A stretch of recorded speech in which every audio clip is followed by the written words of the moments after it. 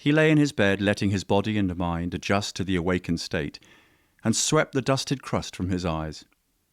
He looked over at his wife, who was still soundlessly asleep, and kissed her on the cheek. Yefimovich put himself together at a leisurely pace, making himself presentable to the world outside. As he slowly put on his blue suit that Rivka had laid out for him the night before, he laughed at the thought of him heading to the citadel in nothing but his pyjamas. As the thought of his helplessness entered his mind, Yefimovich made his way to the tea-room, which was adorned with classical art from masters of years past, some even centuries old. He always took great joy in studying the paintings. The thought behind the picture, the brush strokes used, and the precision and focus to bring the image of the mind into the greatness of the world. Rivka had come into the room with a tray in hand. "Good morning, sir," she said. "Good morning, Rivka. I hope you got enough sleep," Yefimovich said with genuine concern. "That's sweet of you, sir. I'm quite awake, though. I have your coffee here as well as the news of the day.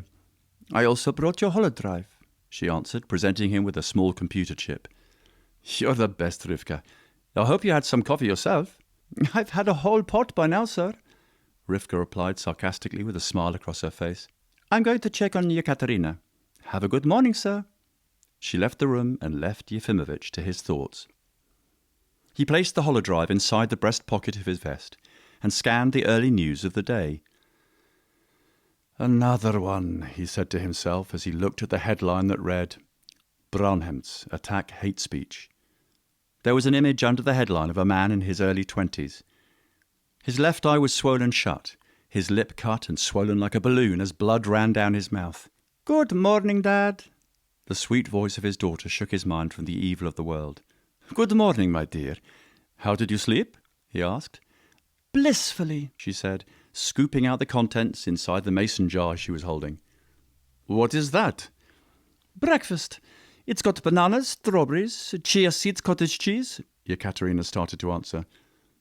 Sounds healthy," Yefimovich interrupted in a dull tone. "It's good. Want a taste?" "No, that's all right. I'll pass," he said with a sceptical look on his face. Moments later, Aero walked into the room. "Good morning, Prime Minister." "Aero, good morning, chap.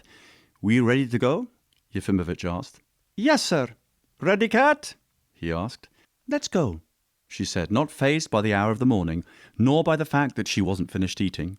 As they walked out of the augustness of the Caesar Palace, the tingle of desert air crept along their skin, and all that could be heard were the solemn moans of the breeze that flew invisibly around them.